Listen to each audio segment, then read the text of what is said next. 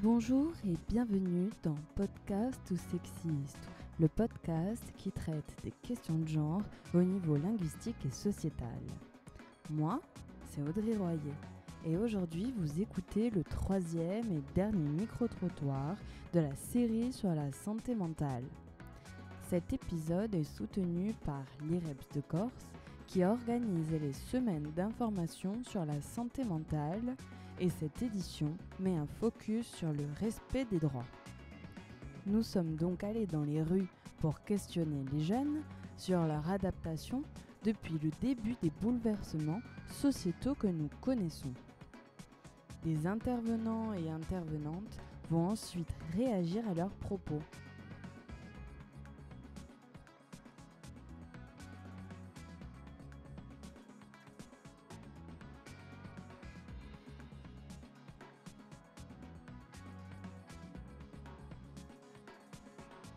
Écoutons-les tout de suite. Le Covid, le confinement c'était un peu chiant. J'ai travaillé avec mon père. Mais une fois qu'on a été déconfiné, on a un peu revu, on revoit nos potes, etc. On a pu rigoler tous ensemble, sortir, voilà. Si je faisais les devoirs le soir et j'envoyais les devoirs par mail et la journée je travaillais avec mon père. On a fait un hangar de 300 mètres carrés exactement. C'était un peu une punition, on ne pouvait pas voir ses amis. On a bien vu, on a vu que le Covid, ça avait été une période difficile pour tout le monde.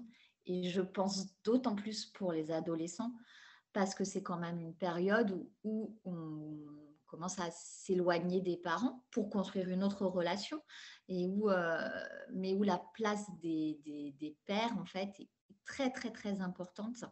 Et du coup, c'est vraiment le moment où voilà, ils passent le plus de temps avec leurs copains et leurs copines, où ils ont envie vraiment de se nourrir de ça.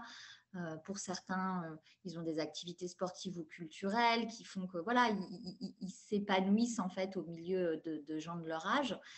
Et en tout cas, ils s'épanouissent, même si c'est pas au milieu de gens de leur âge, mais loin un peu de la maison, loin un peu du cadre familial, parce qu'il y a ce besoin à un moment d'aller se construire en dehors de ce cadre-là. Et c'est sûr que là, le Covid, ça a empêché tout ça.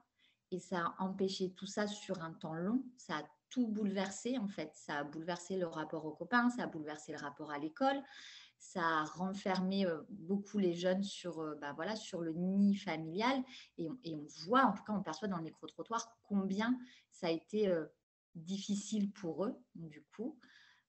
L'année dernière, j'ai arrêté l'école pour passer dans le monde du travail. Et bon, on s'est retrouvé en confinement, donc on n'a pas fait grand-chose. J'arrivais à voir mes amis quand même, parce qu'on était dans un village et tout, mais c'était compliqué, on ne pouvait pas sortir du village, on ne pouvait pas aller autre part que le village. Et à un moment, c'est dur.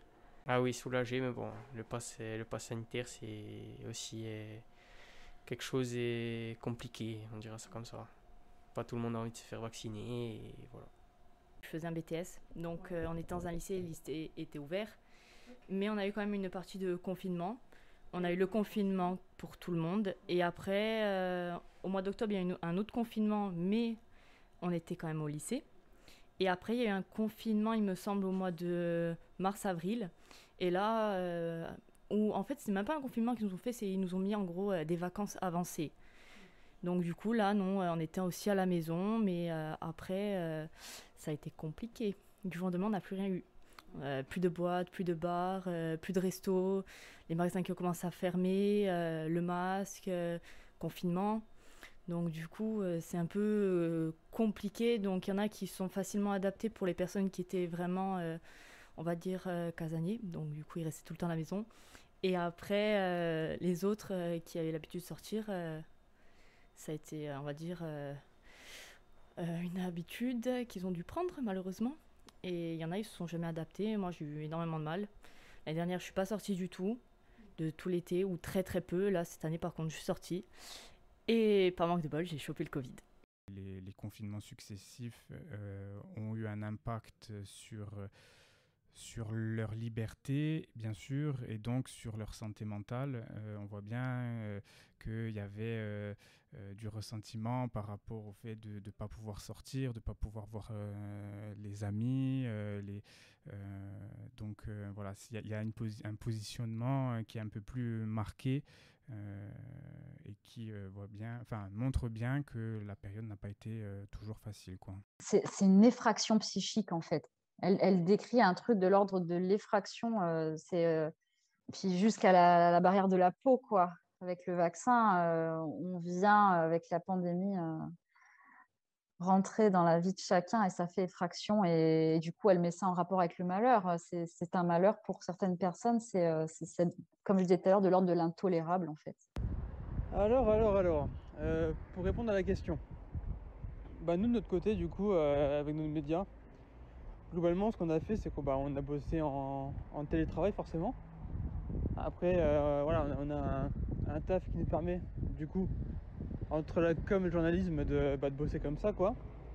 Mais d'ailleurs, ça nous a même quelque part facilité la tâche, parce qu'on va dire qu'avant, on faisait beaucoup de réunions, etc. en physique ou quoi, pour des choses pas forcément importantes.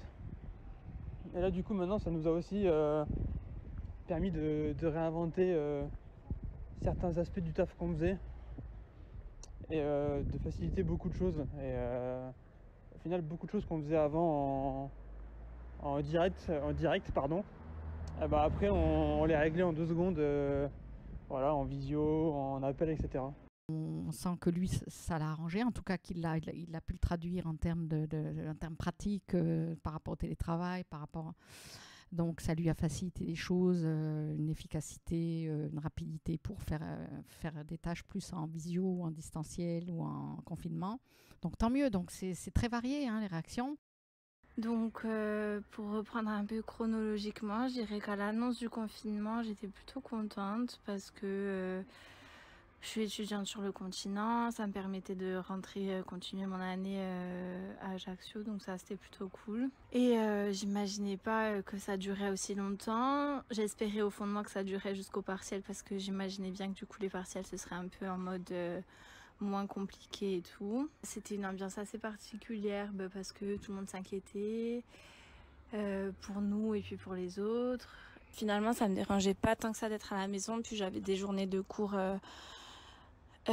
très très chargée. J'avais cours de 8h du matin à 20h le soir, donc en soi je voyais pas la journée passer. Ouais, j'avais quand même le stress des cours en fait parce que j'avais peur de pas être assez bien formée.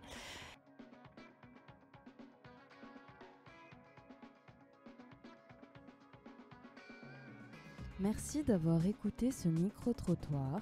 Nous nous retrouvons vendredi 15 octobre pour la suite de la série sur la santé mentale avec l'IREPS de Corse. Je vous dis à très vite.